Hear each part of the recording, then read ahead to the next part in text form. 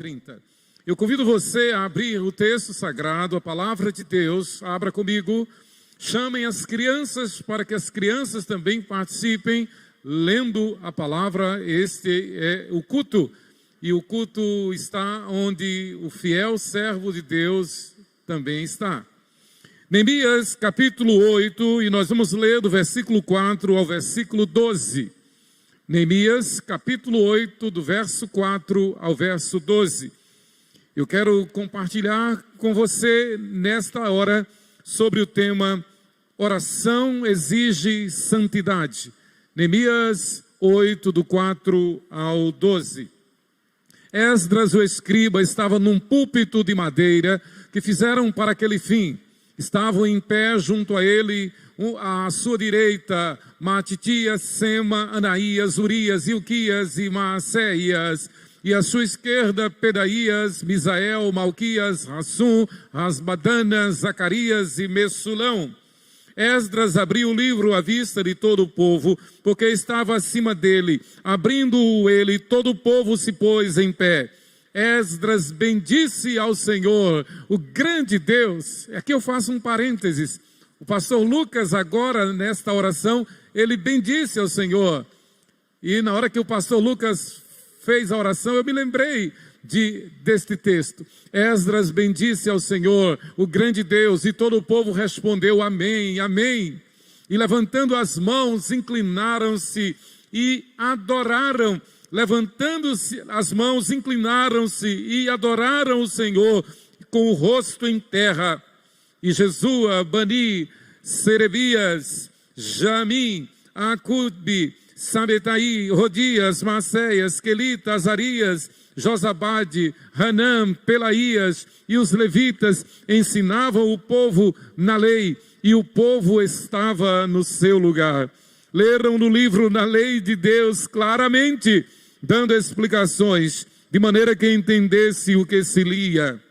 Neemias, que era governador, e Esdras, sacerdote e escriba, e os levitas que ensinavam todo o povo, lhe disseram: este dia é consagrado ao Senhor vosso Deus, pelo que não pranteeis, nem choreis, porque todo o povo chorava, ouvindo as palavras da lei. Disse-lhes mais: ide, comei carnes gordas, tomai bebidas doces, e enviai porções aos que não têm nada preparado para si, porque este dia é consagrado ao nosso Senhor. Portanto, não vos entristeçais, porque a alegria do Senhor é a vossa força. Os levitas fizeram calar todo o povo, dizendo: calai-vos, porque este dia é santo, e não estejais contristados. Os levitas fizeram calar todo o povo, dizendo: calai-vos. Versículo 12. Então todo o povo se foi a comer, a beber, a enviar porções e a regozijar-se grandemente, porque tinham entendido as palavras que lhes foram explicadas. Porque tinham entendido as palavras que lhes foram explicadas.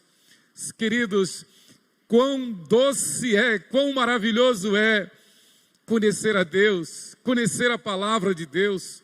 Há uma oração que nós não podemos deixar de fazer: agradecer a Deus por sua revelação, agradecer a Deus por sermos sua igreja, seu povo, agradecer a Deus por saber que foi Ele quem nos escolheu.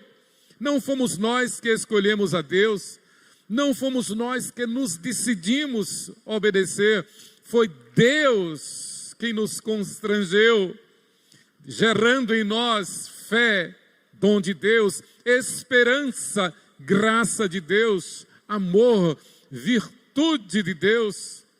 E Ele reparte com a sua igreja, Ele reparte com os seus servos. Assim, irmãos, e nesse texto meditemos sobre o tema oração exige santidade. Meditando nesse texto e nesse tema, eu me lembrei de uma palavra do reverendo Edward M. Bounds, ou mais conhecido como E.M. Bounds, pastor metodista, século XIX, nos Estados Unidos. conhecido pela sua piedade e pela sua vida de oração, Reverendo M. Bounds, ele disse: por mais erudito que um homem seja, por mais perfeita que seja a sua capacidade de expressão, mais ampla a sua visão das coisas, mais grandiosa sua eloquência, mais simpática sua aparência, nada disso toma o lugar do fervor espiritual. Nada disso toma o lugar do fervor espiritual. É pelo fogo que a oração sobe aos céus. O fogo empresta asas à oração, dando-lhe acesso a Deus, comunica-lhe energias e torna acessível diante do Senhor. Sem fogo não há incenso, sem fervor não há oração. Nós sabemos pela teologia bíblica a importância desta figura do fogo na vida espiritual, na vida do povo de Deus. O fogo, na verdade, ele tem pelo menos dois aspectos, e normalmente é citado assim nas páginas da Bíblia. Ele tem o aspecto de purificar.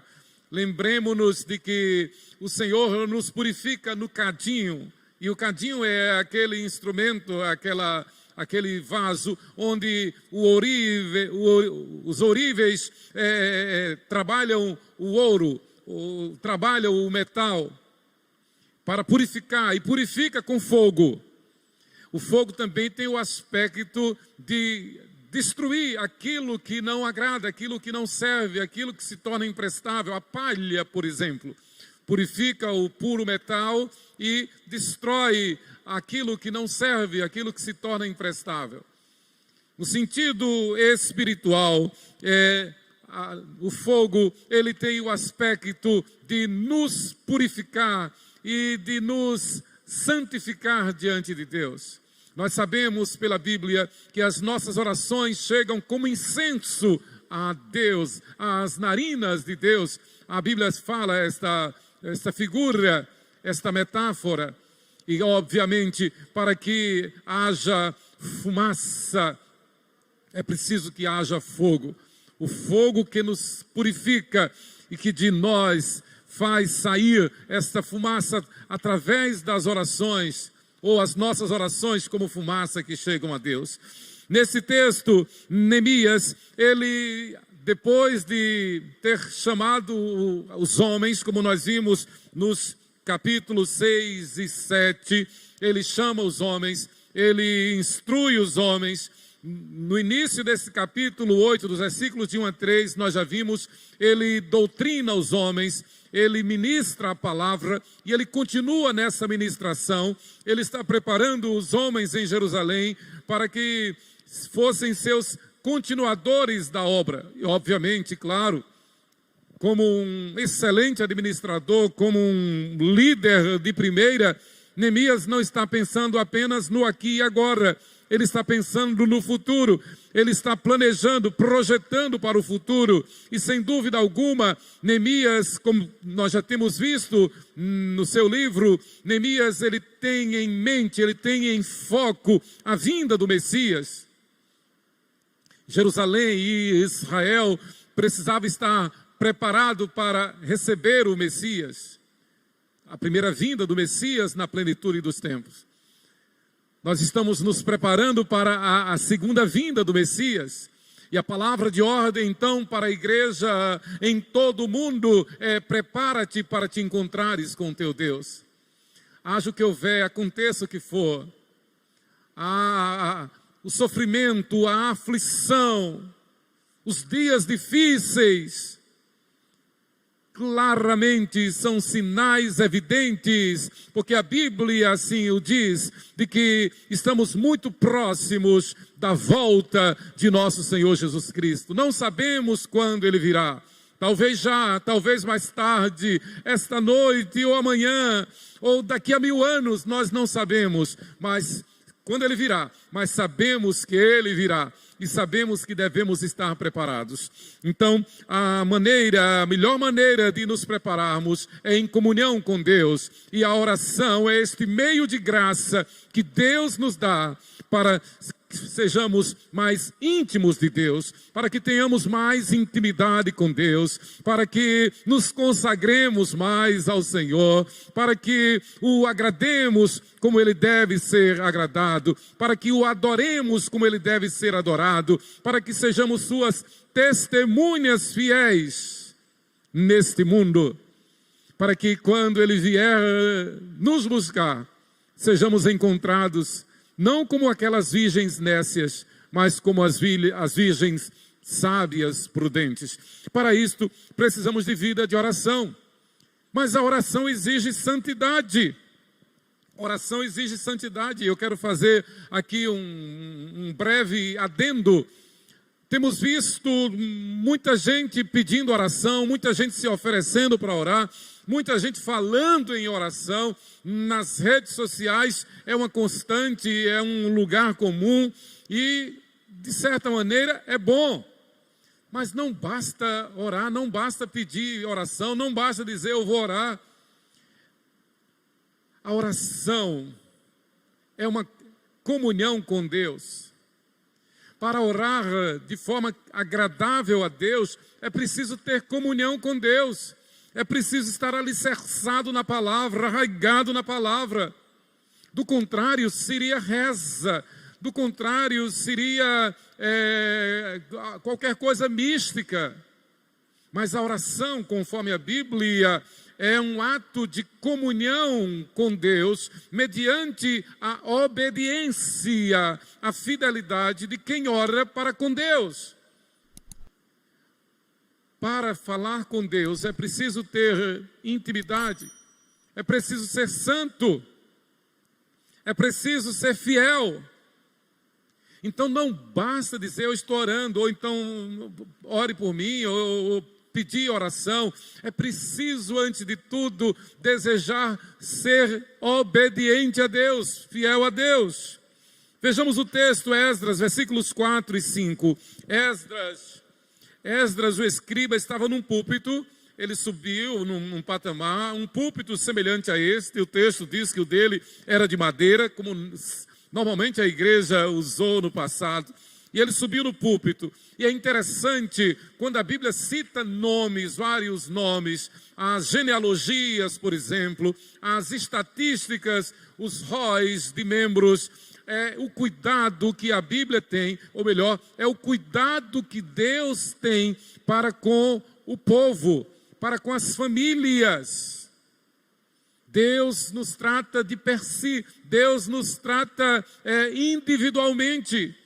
Embora sejamos sua igreja, sejamos o seu corpo, mas Ele cuida de nós individualmente. Eu tenho orado sempre, daqui desse púlpito, né? Você é testemunha. Senhor, eu te agradeço, porque lá na cruz o Senhor citou o meu nome diante do Pai. Lá na cruz o Senhor disse, eu estou morrendo no lugar de Emanuel de Menezes Costa. Ele citou o meu nome. Ele citou o teu nome, se você crê, se você recebeu Jesus como Senhor e Salvador, se você reconhece que é somente Jesus quem pode rogar por nós agora e na hora da nossa morte, se você reconhece que só quem salva é Jesus Cristo e que não há outro meio de salvação, e que essa salvação nos foi garantida lá na cruz, quando Ele deu a sua vida, quando Ele morreu por nós, foi sepultado e ao terceiro dia Ele ressuscitou, justificando todo aquele que nele crê. E a salvação é um dom irrevogável. Ele garante a salvação aos que creem. Então, esses versículos 4 e 5 mostram o cuidado de Deus para com a igreja. Deus nos conhece pelo nosso nome. Quando Neemias registra aqui os nomes dos chefes de famílias, é uma alusão ao cuidado de Deus para com cada um dos membros da sua igreja. Nós vamos orar daqui a pouco por vários pedidos, vários enfermos. Nós vamos agradecer por aqueles que estão melhorando, aqueles que já receberam alta do hospital. Nós vamos continuar intercedendo pelos que ainda estão hospitalizados. Nós vamos clamar a Deus por socorro para a nossa pátria. Mas para isto, nós precisamos ter intimidade com Deus. E para se ter intimidade com Deus, é preciso abandonar o pecado, renunciar ao pecado. É preciso arrepender-se dos ídolos, arrepender-se de outros caminhos, dos caminhos criados pelo homem, e estar no único caminho que é Jesus. Fora de Jesus não há salvação. Então, o versículo 5 diz que Esdras abriu o livro à vista de todo o povo, porque estava acima dele, no púlpito, e abrindo o livro, todo o povo se pôs em pé. Esta é uma figura clássica de reverência, de obediência, de disposição, de santidade, de querer ser santo, de ter a Deus em primeiro lugar na sua vida, o reino de Deus em primeiro lugar na sua vida, o reino de Deus em primeiro lugar. Em primeiro lugar na nossa vida não está o cônjuge, não estão os filhos, não está o trabalho, não estão os projetos, não estão os amigos, não está a pátria. Em primeiro lugar na nossa vida está o reino de Deus. Quando se abre o livro, o povo fica de pé, reverência, disposição de santidade. E nada neste mundo deve nos afastar, nos tolher do compromisso que nós temos de servir a Deus. Seja como um membro recém-convertido, seja como criança, seja como evangelista, seja como um diácono, seja como um presbítero, seja como pastor, como missionário. Nós não somos pastores porque optamos por isso. Nós não somos presbíteros porque a igreja nos elegeu. Nós não somos diáconos porque a igreja nos elegeu. Os missionários não estão no campo porque a igreja simplesmente está pagando para eles. Nós estamos na função que estamos na igreja como servos de Deus porque o Senhor determinou. É decreto de Deus. É interessante que normalmente nós tememos o decreto dos homens, mas diante dos decretos de Deus, nós temos a tendência de fazer vistas grossas, nós temos a tendência de dar um jeitinho. Agora eu vou ser pastor, depois eu vou deixar de ser pastor, agora eu sou presbítero, daqui a pouco eu não quero mais ser presbítero. Quem disse? Eu tenho dito aqui nesse púlpito e repito, eu não sou dono do meu nariz. Você não é dono, nós não somos donos da nossa vida, nós somos servos. Então a oração exige santidade, e essa santidade implica numa vida conforme a palavra. E eu quero, em segundo lugar, e encerrar esta reflexão, dizer que a oração exige santidade e por isso devemos viver na alegria do Senhor. Viver na alegria do Senhor é estar na dependência do Senhor. É viver na dependência do Senhor. Quem nos sustenta não é a nossa capacidade intelectual, não é a nossa inteligência, não é aquilo que nós conquistamos, não é o nosso trabalho, não é o nosso salário, não é a nossa empresa, não é a sociedade, não é a saúde física. Quem nos sustenta é a misericórdia de Deus. E Deus nos chamou pela sua misericórdia, para que no tempo que nos resta nesta vida, até quando Ele nos chamar para a glória celestial, nós estejamos servindo ao Senhor com alegria. Nós estejamos servindo ao Senhor com alegria. Nós estejamos com a nossa vida no altar. Nós estejamos como Caleb, que do alto dos seus 85 anos de idade, e ele sabia que havia ainda muita terra para ser conquistada em Canaã. 85 anos, ele chega para Moisés e diz: olha, Moisés, autoriza-me a que eu vá conquistar aquelas montanhas. porque eu garanto, Moisés, que eu estou com a força de 45 anos atrás. Ou seja, eu me sinto como se tivesse ainda 40 anos de idade. O salmista disse também: uma coisa eu peço ao Senhor e a buscarei, que eu possa morar na casa do Senhor todos os dias da minha vida. Sabe o que é que ele está dizendo isto? Eu quero que até o final da minha vida eu seja encontrado trabalhando na seara do Senhor. Não existe aposentadoria para crente. Uma das bênçãos de ser pastor, diante de tantas dificuldades, mas as dificuldades terminam sendo bênçãos para nós. Mas uma das bênçãos de ser pastor é que nós não temos aposentadoria. Louvado seja Deus. A gente não se aposenta. Tem a jubilação, mas a jubilação é apenas uma questão proforme. A gente não para de pregar. A gente não para de testemunhar.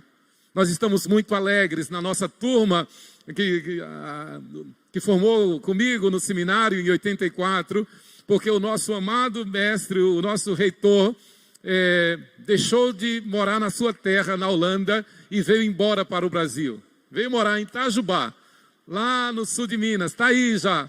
Pense na alegria que nós, seus alunos, estamos. Estamos até planejando um encontro. Ele está com 92 anos de idade. E ele veio porque tem muito trabalho para fazer aqui no Brasil ainda. Tem muitas igrejas, tem muitos congressos, tem muitos seminários querendo que ele ministre a palavra. 92 anos de idade. Queridos, Deus quer encontrar-nos vivendo na alegria dele, na alegria que ele nos dá. Ter a presença de Deus é enfrentar as crises. Como disse o salmista, e a gente não esquece: ainda que eu ande pelo vale da sombra da morte, não temerei mal nenhum. O cristão fiel, ele vive não conforme as circunstâncias. Ele vive não conforme a adversidade. O cristão fiel, seja qual for a situação, ele vive conforme a vontade de Deus. E a vontade de Deus é boa, agradável e perfeita. E ainda que nos seja dada a condição, ainda que sejamos obrigados a testemunhar como Policarpo, por exemplo, nós vamos para o martírio, nós iremos para o martírio, mas dizendo: jamais deixarei de honrar o meu Rei, o meu Senhor Jesus Cristo. Nós não vamos abandoná-lo. Nenhuma adversidade é capaz de fazer-nos desistir, muito menos desanimar de Deus, desanimar da igreja. Então Deus nos chama para orar. E Ele diz: para que você ore e para que a oração chegue até a mim, é preciso que você tenha uma vida no altar, uma vida de santidade. Uma vida de santidade é uma vida alicerçada na palavra. Uma vida de santidade é uma vida que se alegra comigo. Muitas vezes quando nós nos sentimos cansados, muitas vezes quando nós nos sentimos desanimados, muitas vezes quando nós nos sentimos de alguma forma frustrado com alguma coisa na caminhada do povo de Deus, nós somos tentados a deixar tudo. Nós somos tentados a pedir licença, a pedir um tempo. Temos ouvido muitos falarem isto. Mas olha, nesta hora devemos sempre lembrar que Jesus disse: meu Pai trabalha até agora e eu trabalho também. O Senhor quer nos encontrar trabalhando na seara, e nada neste mundo, nem a vida, nem a morte, nem os anjos, nem os principados, nem coisas do presente, nem do porvir, nem poderes, nem altura, nem profundidade, nada. Nem a crítica, nem o meu nome, nem o que digam, nem o que pensem, nem o que falem, nada poderá separar-nos do serviço para o qual nós fomos convocados. Quando Paulo diz: nada poderá separar-nos do amor de Deus que está em Cristo Jesus, a tradução literal é: nada poderá me impedir de servir ao Senhor. Nada poderá me impedir de servir a igreja. Nós somos o povo chamado por Deus. E Ele que nos chamou, Ele nos capacita, Ele nos dá força para que nós continuemos na jornada, para que nós continuemos servindo a Ele. Daí precisamos orar, daí precisamos buscar a sua face, precisamos interceder uns pelos outros, precisamos ter a nossa vida no altar, precisamos ter uma vida de santidade. Quando nós vivemos literalmente uma vida de santidade, nós esquecemos de nós negamos a nós esquecemos até do nosso nome, nós esquecemos se temos alguma fama ou não, nem pensamos nisto. Nós não trabalhamos por nós, nem para nós, nem pelo nosso nome, nem pelo nome da nossa família. Nós trabalhamos pelo nome que está acima de todo nome. E com este nome em nós, sobre nós, ninguém poderá nos acusar. Que Deus nos abençoe. Amém.